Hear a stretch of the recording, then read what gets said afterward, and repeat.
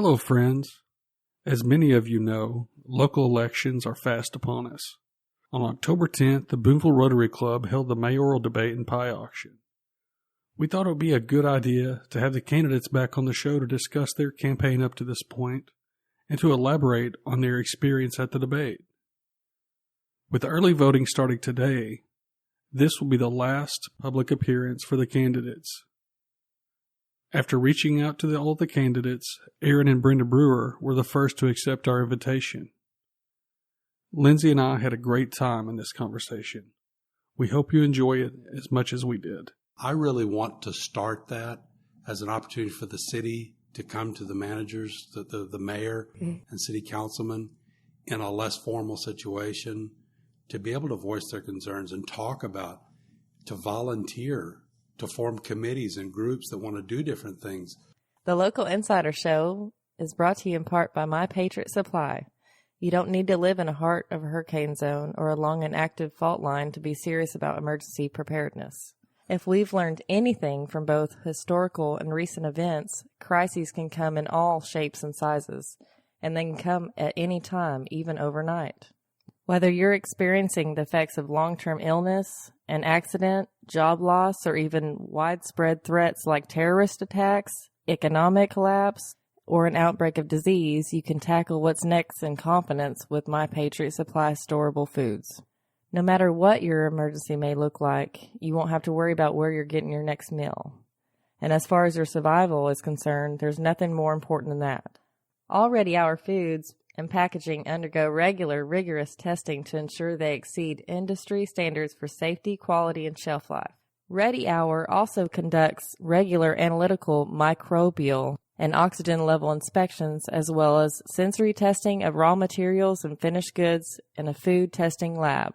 Don't delay, prepare today. When an emergency is on the way, My Patriot Supply receives a rush of orders that slows their ability to ship as quickly as usual from their warehouses across the country. Go to localinsidershow.com/emergency food to order your 2-week or 4-week supply of storable food.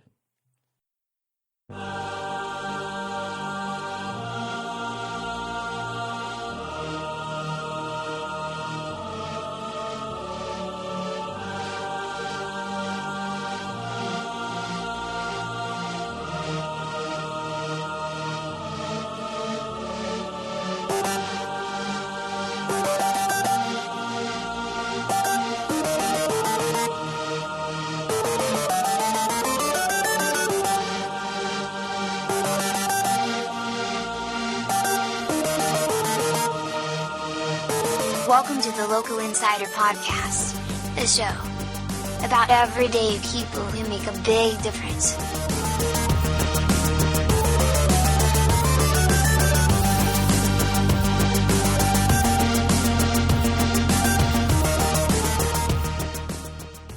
Aaron and Brenda, welcome back to the show. Thank you for having us here. We appreciate it. And I would also like to welcome my wife, Lindsey, to the show. Hello. This is her debut.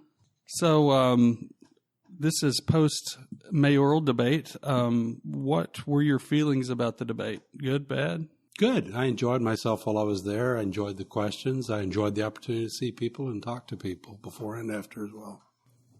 And how do you feel the other candidates performed? I think we all did very well. The questions were candid. A lot of it we expected, or I did anyway, some of the nature of the questions and stuff, but there were a couple of them in there that I think threw all of us for kind of a loop whenever they were asked, because really never thought about stuff like that. Yeah, if you had seen the raw data on all the questions asked, it would boggle your mind. So what we tried to do, and I'll say we, the Rotary Club, is we tried to take, because there was a lot of questions that were asked repetitively. There were a lot of different people who had the same questions. So those were, of course, we wanted to include those. And some of them we kind of had to massage them, because it would have, even with massaging them, they were still quite lengthy, as you can remember. I think you gave all the long ones to me to start with. Well, it was just the luck of the draw. So in some of those questions, is there one that stands out to you that you thought was you had been hearing yourself on the street that you think would be important to the people? I think that the biggest thing is economic revival of Booneville. That's the biggest thing that most people are concerned about.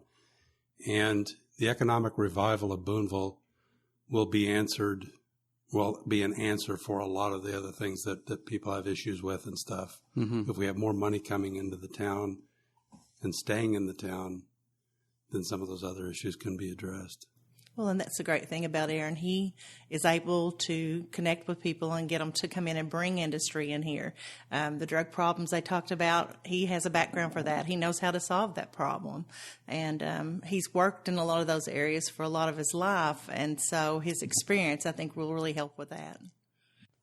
Okay, at the city council meeting, they had was it a year ago? It was some time ago. They had a lady on there for Western Arkansas Counseling and Guidance. Whatever happened to that? My understanding is that the attorneys for the Western Arkansas Counseling and Guidance Center determined that it did not necessarily need to be rezoned, which we had addressed. I'm on the zoning commission, and we weren't willing to or spot zone, so we left it as it is through that area. And they are, as I understand it, trying to get grants in order to fund rebuilding the interior of the building. Now, I do know that they'll have to pull permits, and big part of that is going to be plumbing and electrical, and they'll have to be inspected for that. They're talking about co-ed existence in there, so that means there have to be male-female showers. They're not changing the footprint of the building as far as the outside, so that isn't an issue, but they're waiting for that grant money to come back in, I guess, before they come back and start working on it. So you think eventually we will have more access to different mental health? Yes. Okay. Yeah, that was my question more. Yeah, I don't think that they've abandoned the project. I think that they're just looking for funding to help them with that. So about how many jobs do you think that would create? A lot of the labor that would be locally employed would be for house cleaning, perhaps somebody on a night shift in there. But as I understand it, you have to have semi-skilled to skilled people that are going to be there. And then if you can't, if they're not here, they have to come from somewhere else. You're talking about doctors and counselors and stuff that would have to be there to work with those people and stuff. But they would have to bring them in, as far as I know. So in other words, it's going to be, it's not going to be like the BHDC where, they can hire people off the street and train them. Okay. Correct. It's only like 10 or 15 jobs maybe that they would have instead of the 30, 40 that they were talking about. There's that much job work that there would have to be there, but it's not going to come from the immediate local people. Okay.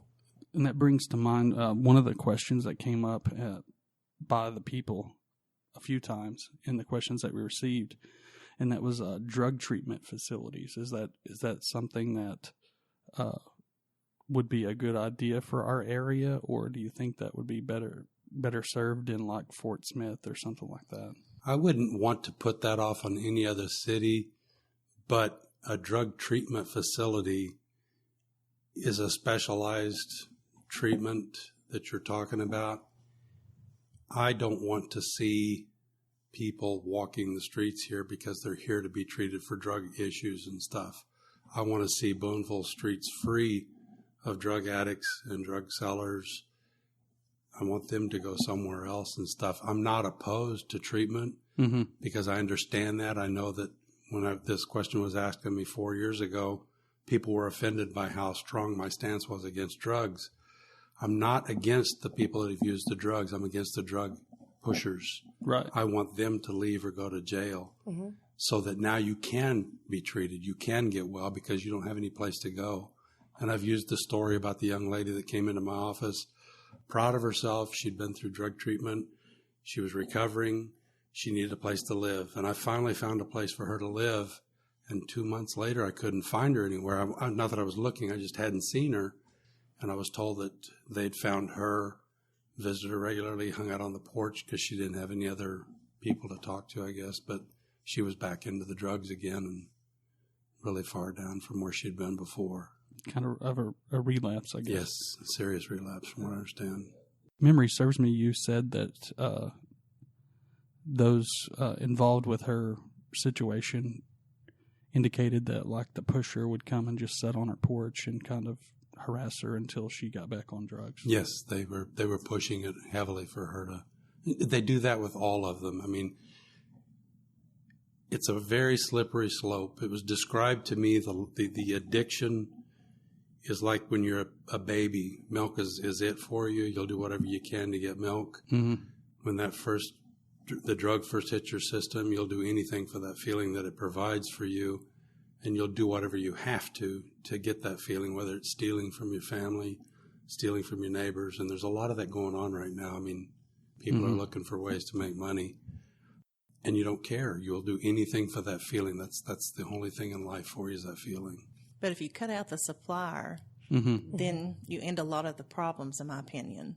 Yeah. And you have to get rid of that and get rid of the person that's dealing the drugs to fix your problems. Mm-hmm. And to go back, that's correct, totally correct. And to go back to your initial answer to that, if we had a drug treatment facility here, other towns would be sending their people to be treated, and we would basically be importing their issues to our town, because you would have those people that would go to the facility, whether they were ordered to or on their own accord, but for whatever reason would relapse and end up on the streets of Booneville. And what I've talked to a recovered addict that was part of that issue to have that building transformed. He said that building setting where it's at is a prime example of how people can relapse. Now, they're talking about that facility being for people that are already, they're in their last phase of their treatment and stuff. They're just needing that little bit of push, and that's fine. But he said Casey's and the McDonald's are too close. He said you've got people that'll be buying and working between those two, and then everything in between is going to be a victim, which means that strip mall that's through there where the people have their stores and stuff, and all that stuff that's in that area there is going to be victimized by those people being in that proximity to there. But McDonald's as well, they'll bring the drugs to. Casey's as well, they'll bring the drugs to for them to be able to get to them easy. So it'll be like a meetup place. Mm-hmm. Yeah, that's what he described. He said he's flat out said this is not going to work here. One of the questions that we got, and of course it wasn't included in the debate, but I found it odd. It was, how do you plan to expand the enforcement of Ordinance 953, yard care, unsanitary and unsightly articles, etc., ? To date, as there isn't a budget for a full-time enforcement staff, results and follow-through has been extremely cherry-picked, in quotations, and limited. Would you be opposed to adding that to your duties along with requesting or requiring members of the City Council to also play a role until such time said budget can be allocated? Now, I know you are the one that drafted the ordinances, so you would probably be the best to answer this question. I don't really even know what they're asking. I do. What they're asking, Ordinance 953 was rewritten to bring it up to the state standard as far as penalties and fines, and then to also include anything inclusive. 953 is as you drive through neighborhoods and you see people cluttering, piling stuff up, creating a trash and a nuisance, and then an attraction for rats and mosquitoes and whatever else. For the city to be able to say, this is not accepted, you need to clean this up, or the city can come in here and clean it up and then charge you back for it. And we expanded 953 to include being able to collect the fine through your taxes and stuff like that. It's made to start people cleaning. Mm-hmm. Now, what you're talking about cherry picking is only 2 or 3 people in the city seem to be the ones. And I heard when I was a city councilman and we started working this, that why is it you pick on me? What about my neighbor? Just because I have 5 rentals, you're not saying anything to that person that lives next door to me, and it's just as bad as mine may be. And I agree with that. Fair and equitable has always been something that I'm for. Mm-hmm. Now, I do know that the chief of police has assigned the officers zones throughout the city, and they're supposed to pay attention in their zone to people that have trash out in the yard, stop and talk to them, cite them if that goes there.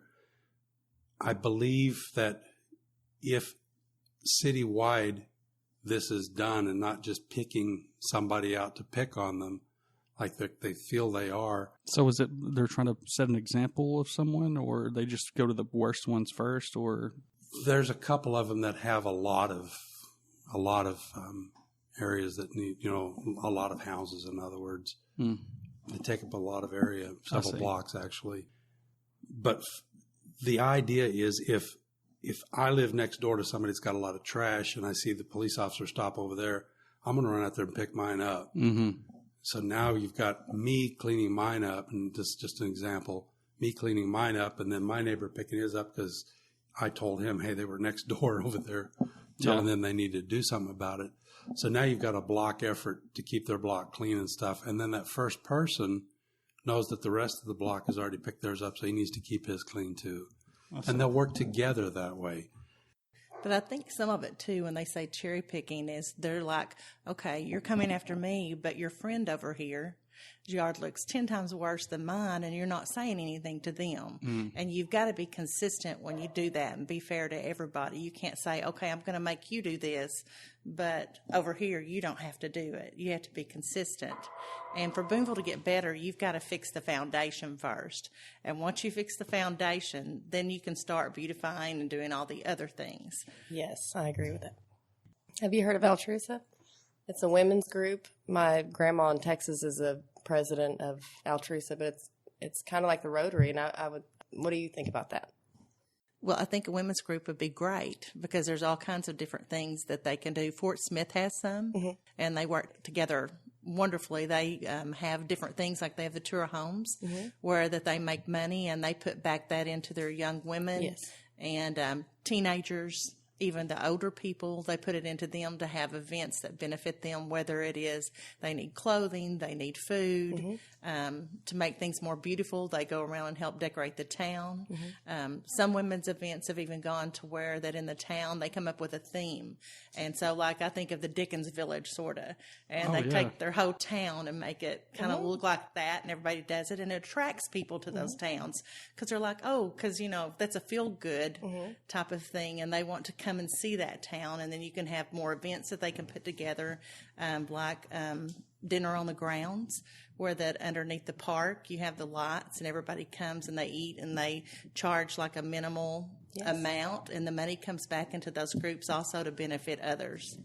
So I think that'd be a great idea for Booneville. Yeah. One thing I wanted to bring up and it turned into a big stink on social media, was there are several people, and this question was another one. Again, I'm going to go back to the same. I'm going to sound like a parrot, but a question that came up a lot in this forum. Question about the stray cats and not so much dogs, because we have so many people that. I mean, one of the Booneville groups that is supposed to be for. Well, I didn't create it, so I can't say what it's supposed to be for. But it is essentially a network of people to locate missing dogs. And it seems to work well. But the question was asked, what could be done about all the stray cats? And it seemed maybe like it was a little glossed over. I don't want to say glossed over because really I just wanted to bring this question back to you because the people were so passionate about it and the stink on social media. How I think one person even indicated that they had changed their who they were going to vote for over it. I'm not going to say any names of who or what, but what do you think we can? Oh, one other. Can I correct you really quick? I'm just saying the dog issue is still a big issue. Okay. And cats will be an issue too. Sure. I was in a store Friday, and one of the patrons in the store said that his daughter owns a business in the city of Booneville, and that she has it's a full-time battle to keep the fleas out of her business because of all the stray cats. And so, at first I was like, what are the stray cats hurt? They might get into garbage or whatever. They keep the rats down. but I guess it's more than that. So evidently the people are passionate about it. What would you propose to do to combat that? Well, I've learned about the TNR program, and I'm entirely for that. As I understand, it's pretty much the only way big cities are actually able to start controlling cat populations. Cats are hard to catch. They get very wary of those traps pretty soon. And if you catch them, neuter them, and then release them, that is the best way. And I know I've talked to Charlie Meisner 5 years ago to ask him if he was in cooperation with the city and how much. And he said that he had neutered a lot of cats, but he said it takes one, and they will populate like crazy. But both male, female, if they're neutered, fixed so that they can't reproduce, will, within a very reasonable amount of time, start neutralizing the population of the animals. And if you do that, then the fleas are not going to, and I understand the fleas being an issue and stuff because there's some pretty heavy concentrations of cats around town and stuff. But that's pretty much the only way that you're going to be able to ever control that. Rehoming cats doesn't work as well as rehoming dogs. People are more willing to take dogs, and they're rehoming them as far away as Colorado and Texas. I mean, they're taking them, and that's great. I think that's awesome.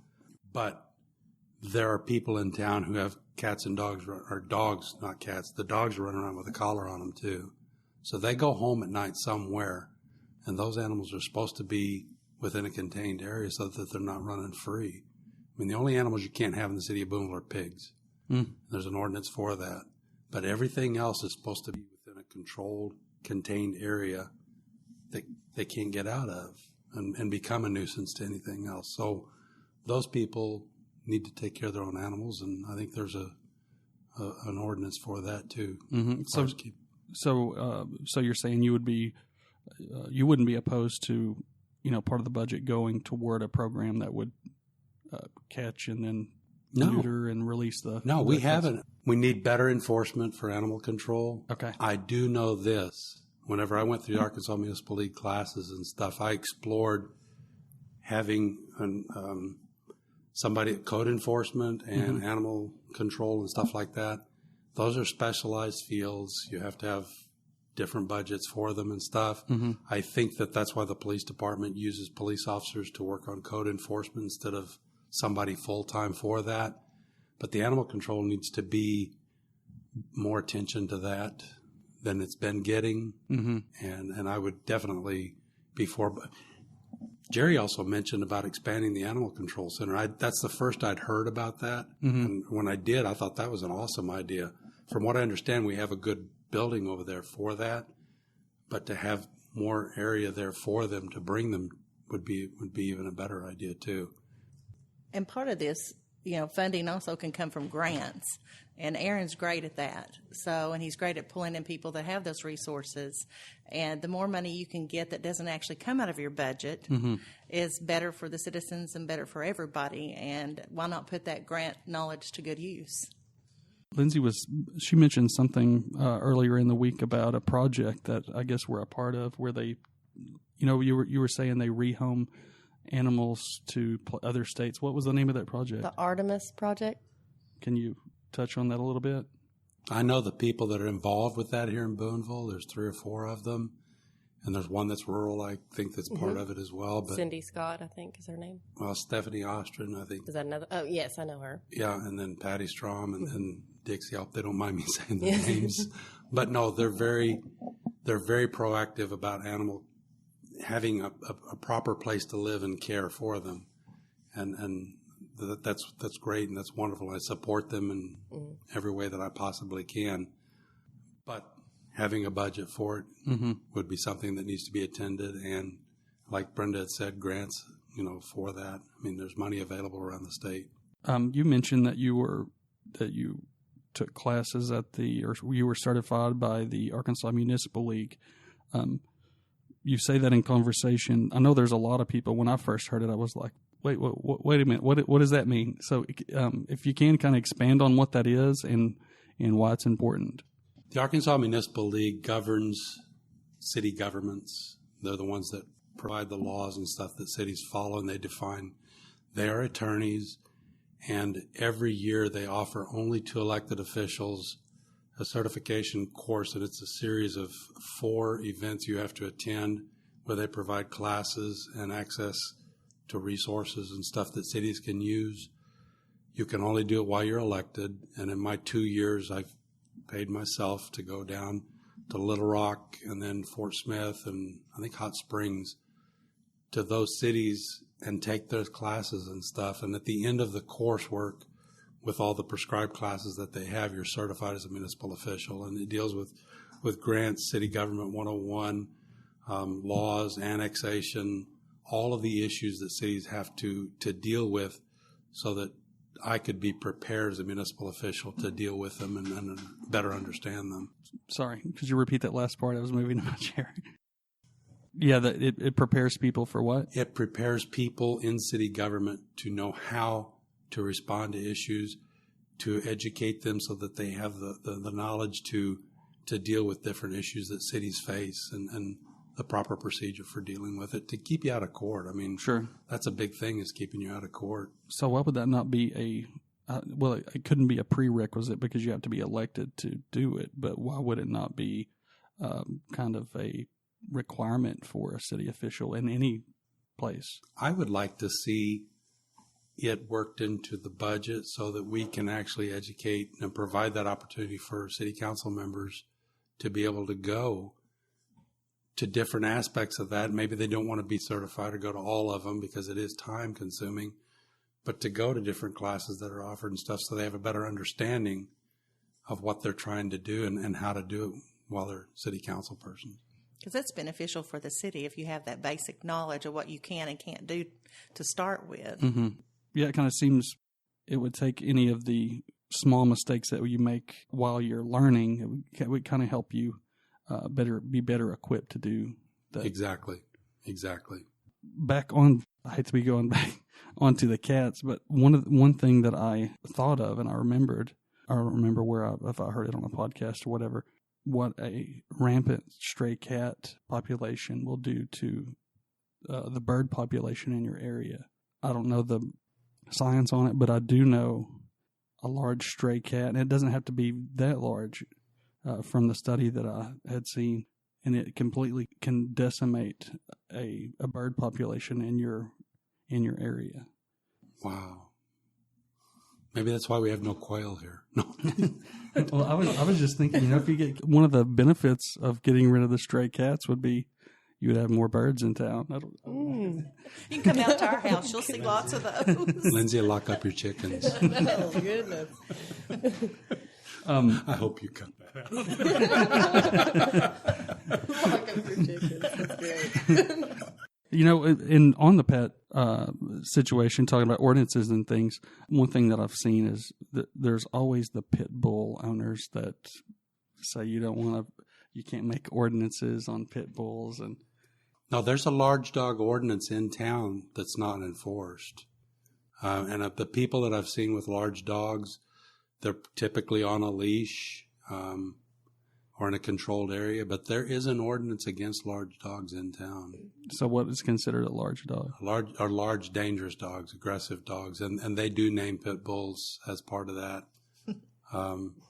What made me bring this up is I saw a guy, he posted I guess it was a study of over 3 years, and I can't remember the name of the agency. It was American Temperament Society or something like that, where they studied these pit bulls. The study was to test their temperament and aggression and which dogs would bite and which ones wouldn't.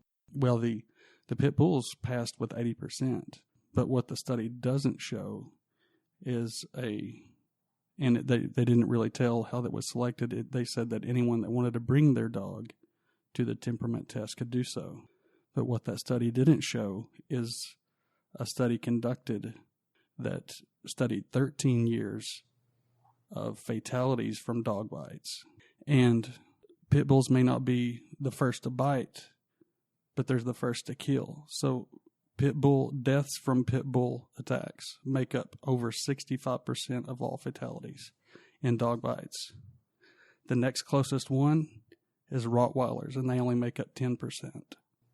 I remember in Florida, and I never tested the truth of this. It's just what I heard about pit bulls is that they're not naturally occurring. They're a product of inbreeding to get to a pit bull. And that, yes, as a puppy, they're loving, they're playful, but at some point in their life, they can trip because of that result of that inbreeding and everything. And I had my kids were small then, and a guy in the backyard, his pit bulls kept coming into my yard. And I told him flat out, they need to stay over there. I don't need them over here because I didn't need my kids playing on the swing. And that's because they are very dangerous whenever they bite. And you hear the proponents of pit bulls, proponents of pit bull ownership, they say, "Oh, it's the way you raise them," and that just doesn't prove out in the statistics, because a Chihuahua is more likely to bite, but of the dogs that do bite, a Chihuahua is not going to kill someone, My aunt had a Chihuahua, and she came down from Oklahoma to visit. I would run out of the room and into walls to get away from that little bitty Chihuahua. I have a similar experience. But he's cute. Here's the way I reframed it for my boys, because they've grown up with pit bull, and I grew up with a pit bull. My uncle had a pit bull that guarded me like I was its puppy.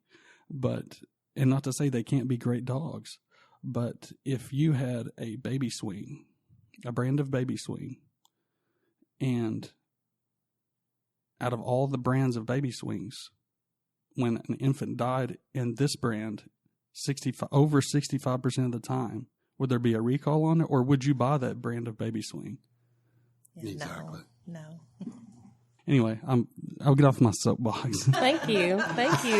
and I know that'll be very controversial. Yes, it will. Ooh. I have a question about inmates. I used to see people picking up trash and doing little things like that. Is that still a thing that happens? And also juvenile delinquents? The school truancy, and I don't know about inmates at the jail. I haven't seen that happen for some time. I do know who typically went with the prisoners when they were taken around to pick up stuff.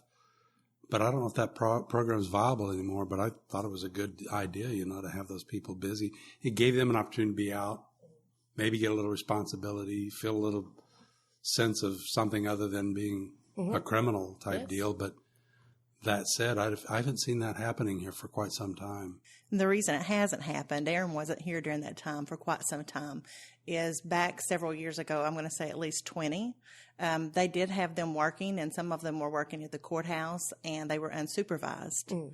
And, of course, there was a big commotion to do with them not being supervised and being out there. And this particular inmate was alleged at that time that he had helped with a murder in town.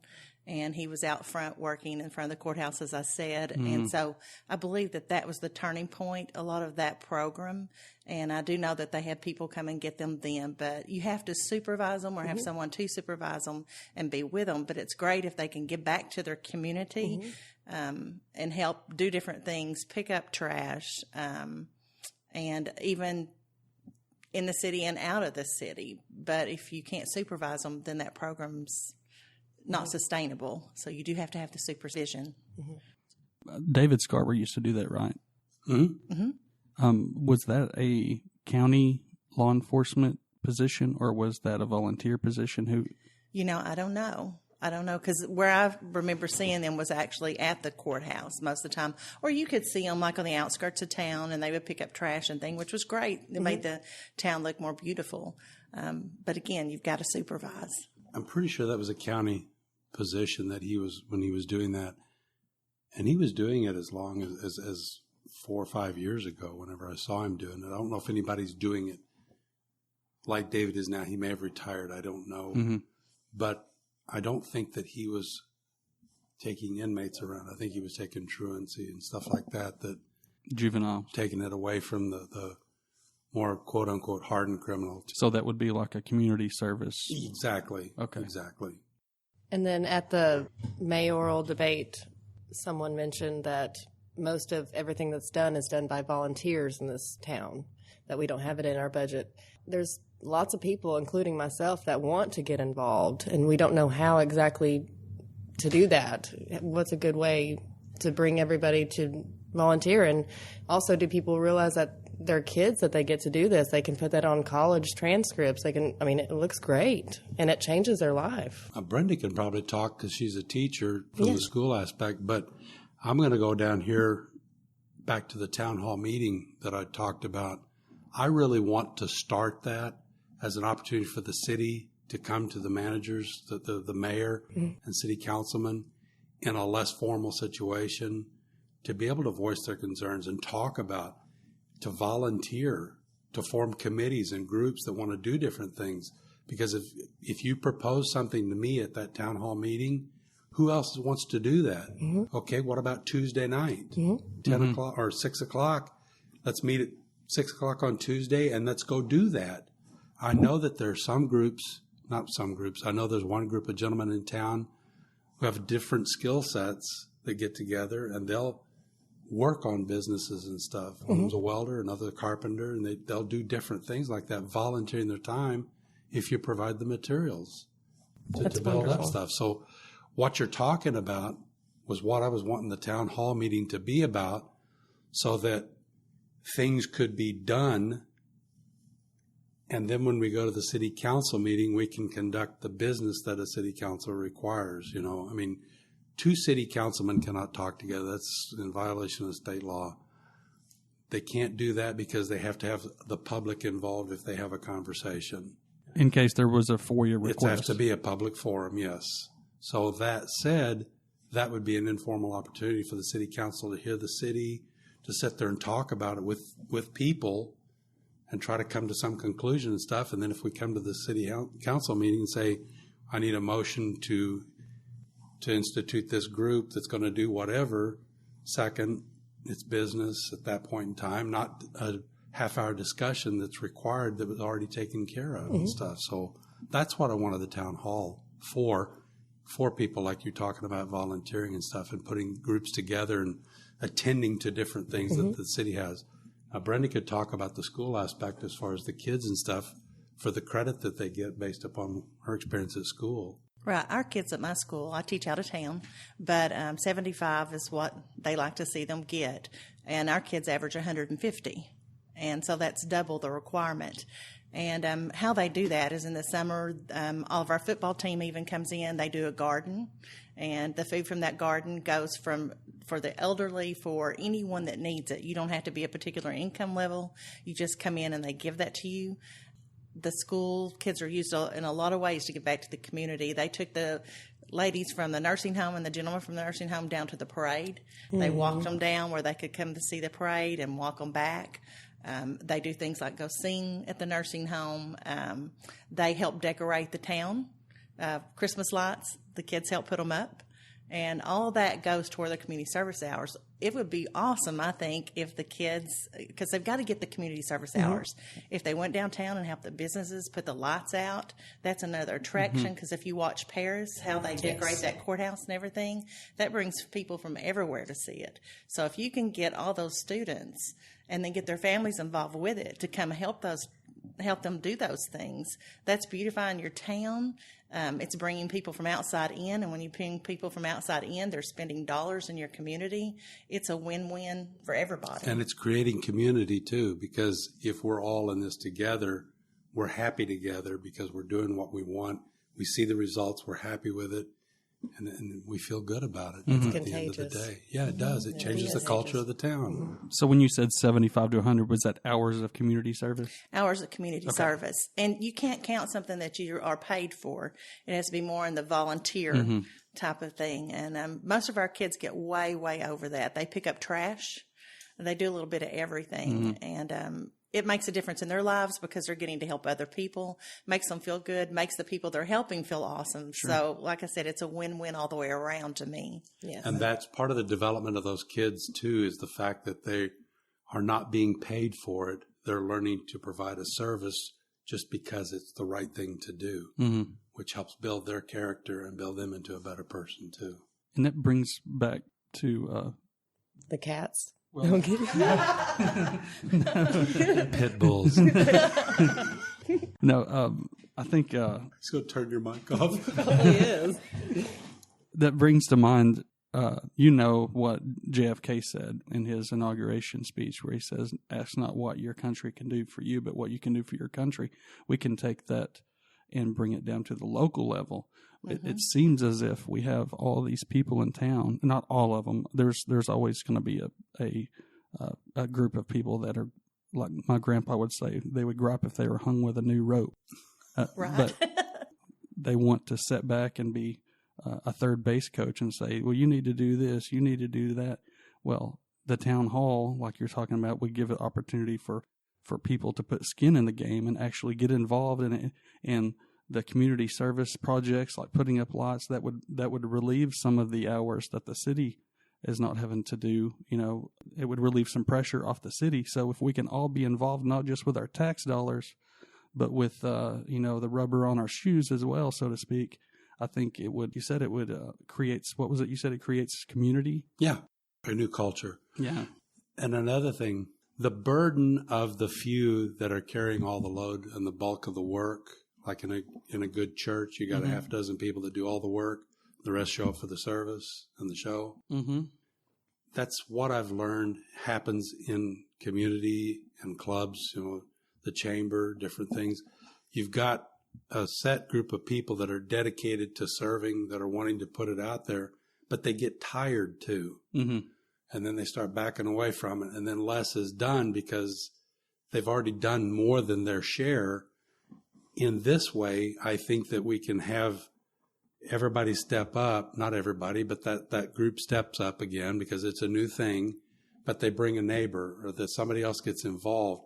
And it's not so labor intensive to wear you out, and it becomes fun. Mm-hmm. If you have some fun with it too, then more and more people want to be part of it because it's not a burden anymore, and you get things done that way. And I think people would be more involved because if I'm doing something, my wife's going to be there to support me. If it's a project that I've worked on or one of the kids have worked on, it's going to bring out family members. You'll start seeing more people in numbers involved and turn out to things like a Christmas tree lighting or whatever it may be. Mm-hmm.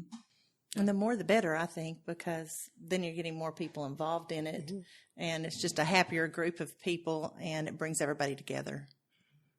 Unless you're going to War Eagle and your wife drags you along. I want to go sometime, so I'll go with you next time. It's great. I will. You can come with me. Aaron's all excited. What is it? It's got crafts, food, people make things, stuff it's huge. From all over. It's so big that there's two sides of it. You've got one side that has vendors that have been there for years, and then you've kind of got like the bridge you can cross and go to the other. The other side's a little cheaper, just as good a quality, but everything you could ever want, you can get there. And food. Products, yes. I have to go. What is your first goal if you win? My first goal, if I win, is to become better acquainted with all of the personnel that work for the city. I want them to know who I am, what I'm wanting to see and what I represent, and try to get everything started in the right direction with everybody that's involved. I really want everybody to join in with the same vision that works for the city that I see for Booneville down the road. And that's what I intend to find out is how many people have that vision as well, and start heading in that direction. That kind of goes on to another question that was brought up a lot, and that's the accountability of city employees. And this may dabble into the complaining that I was just talking about, but it seems like there were a number of questions submitted that had to do with city people actually not doing what they're supposed to do or not being held accountable for not doing what they're supposed to do. How would you address that? 5 years ago, I had to address that when I was campaigning for mayor. And the rumor went through town pretty rampantly that I intended to fire everybody and start with a clean slate because I was in agreement that nobody wanted to do any work. And I never said that, and I never stood for that. What I told those people that came and talked to me is to tell the other city employees to come talk to me. Like I said, I want everybody to do what they're paid to do. I want everybody to understand that the city expects that that's what they're going to do, and the public will see if they're doing what they're supposed to do. At that time, there were no job descriptions for anybody. So arguably, you could tell somebody this is what you need to do. Well, you never told me that until now. Mm-hmm. So the job description defined clearly what they were hired for and what was expected from them. And every one of them signed that. And then they continued in the same vein that people still complain about. I know Jerry mentioned that they're taking better care of the equipment. They may not be working as hard, but they're taking better care of the equipment and stuff. I've been a hard worker all my life. My dad instilled me a work ethic that I wouldn't want really most people to follow because he was very, very strict and very hard. But I expect at least 75%. I mean, if I'm 62 and I'm willing to get out there and shovel dirt, then I expect the 30, 40-year-old to be shoveling dirt maybe a little faster than I am. So that's the way I am, and I have no problem getting out there in the dirt and shoveling it if that's what it takes. Sure. Because the job needs to get done. I want to make sure it's done. So are there policies in place currently that, if you, like a write-up process or disciplinary action? I'm not sure if there are now or not. I know that the job descriptions were there to correct behavior and to make it clear what you're supposed to be doing. Mm-hmm. But to my knowledge, none of that has ever been instituted and used. The job descriptions, as I understand it, because I'm still a city councilman, were signed off by everybody that was employed by the city. So they were able to read it, sign off on it, and know that that was what was expected out of them. Mm-hmm. I don't think that anything's ever been enacted to hold them to that. Sure. And again, I just want to point out that I bring this up only because it was a question that was submitted several times. I personally have not seen any city employees not doing work. I mean, most of the time, if I see a city employee, it's like Lindell or somebody, and they're putting up lights or they're working and they're filling in potholes or whatever they're doing. But it is for whatever reasons. It was one of the questions that was submitted. And I understand what you're saying, too. And another part of this, too, is that just because they're driving around in a truck, they may be doing a job. You just don't know what the end of the result is that they're supposed to be doing. Mm-hmm. But by the same token, and this is something that was been discussed of late in the last city council meetings, our pay structure is way behind times for all of the competing areas around here. Mm-hmm. And that's what they're working now, is to try to get that adjusted so that there is steady increases and rewards for these employees to do a better job and to keep them in the city limits, to keep them working for the city. So it's a very fine line working both sides of this, because retention is important, but you want to have good workers working for you. And then trying to bring people back from these higher paying jobs back to Booneville, it's going to be a while before we can compete again. Mm-hmm. But it's like anything else. You have to have a system for, what if you mess up the first time? What if you mess up the second time? Okay, what happens when this occurs? And you have to have that system, a tier system in place to work with that employee to get that employee better. And if they don't get better, then there's other options out there for them. Sure. What is your plan for the first 90 days after you're in office? First 90 days in office, get my feet on the ground, get a solid grasp of the budget to see where we are with that. I know when I was a city councilman, I was given a budget, but I never was given the line by line.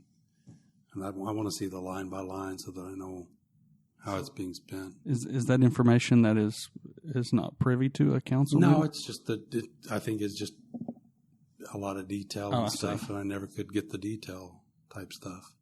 But that said, my first 90 days is going to be getting my feet on the ground, getting people to know who I am now that I'm the mayor, and where we are, and sorting through that, and seeing how it works from that point forward. And then some clear projects are going to be to start implementing a cleanup for the town, to start working on the drug issues, the people that are selling and stuff, to talk to prosecutors and judges and stuff, to let them know that we're going to be getting pretty proactive about this stuff. That brings up another question I had. One of the candidates, I don't remember who it was, but they mentioned like more traffic stops in town. Is that something that, so in other words, is it going to be like a zero tolerance policy if you're going 1 mile over, you're going to be pulled over and ticketed, or is it? No, I think that's a little bit too strict, but I think that presence is a deterrent for a lot of different things. When I was a police officer here, before rocks became sand, I'm talking about 40 years ago, I never stopped moving. I was in my patrol car and I was always here and there. I'd stop, run radar. I never stopped moving around Booneville and stuff, and it made a difference. First of all, the public appreciated it. They were proud of the fact that their police officer was being proactive, came through their neighborhood 2 or 3 times, whatever, waved, would sit out there and run radar. But I didn't have to write a lot of tickets because people never knew if I was holding the gun up, if I was just sitting there, or when I'd come around the corner and catch them doing something they shouldn't have been doing. I mean, it just, presence is a strong deterrent, and it makes for a better feeling to the community and for the people as well.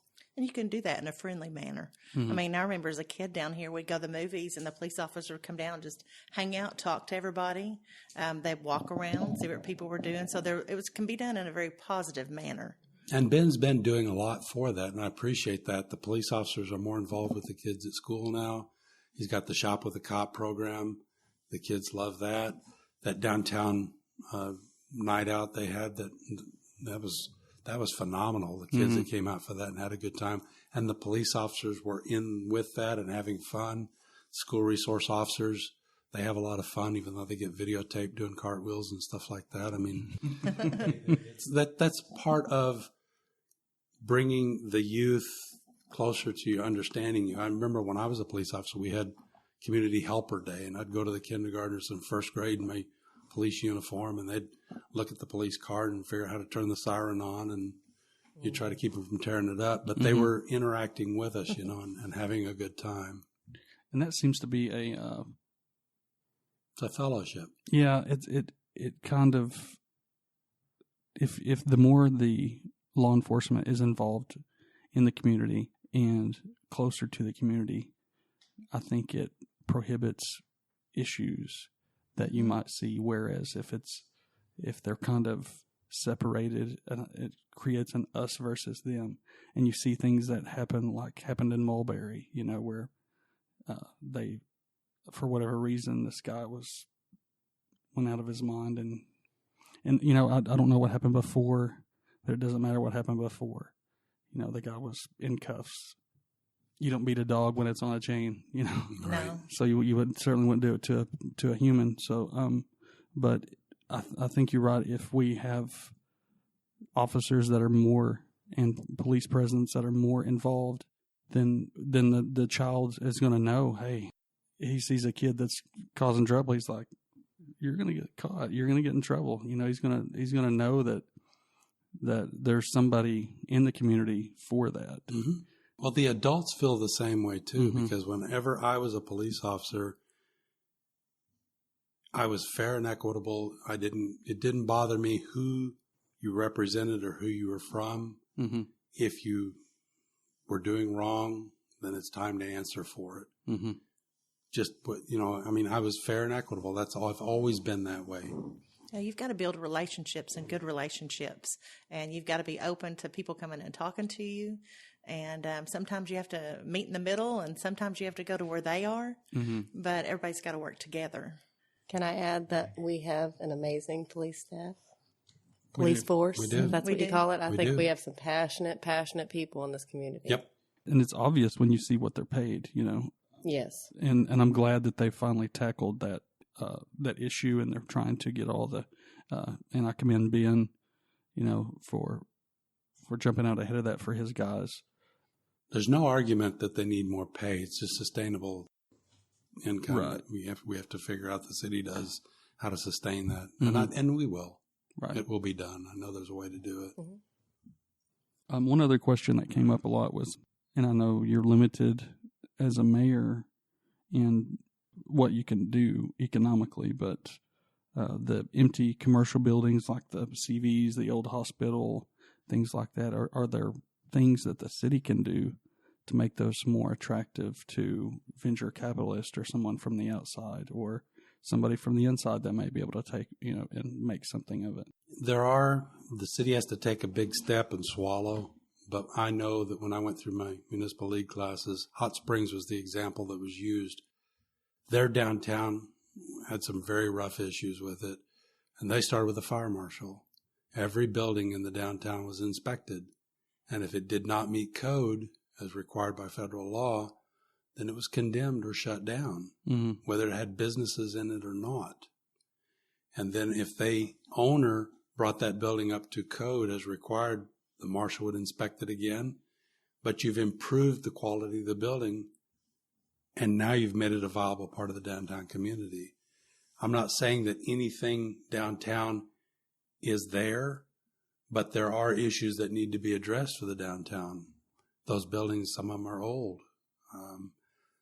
Concrete rots after a long time, and that's a pretty expensive job to take all that concrete out to a depth that you can put new in there and not worry about a brick falling on somebody's head as they're walking down the street, or the wind blowing it over and tearing up more downtown.